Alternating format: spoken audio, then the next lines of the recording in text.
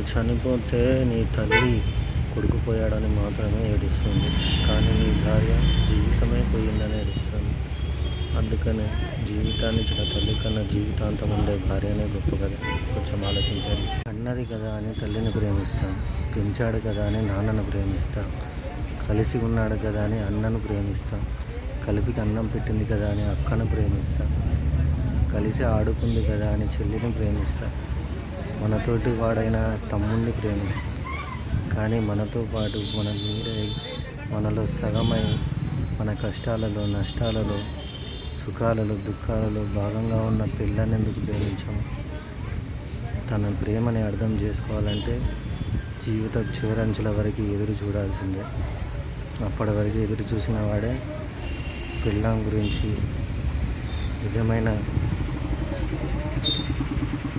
నిజంగా తెలుసుకుంటాడు.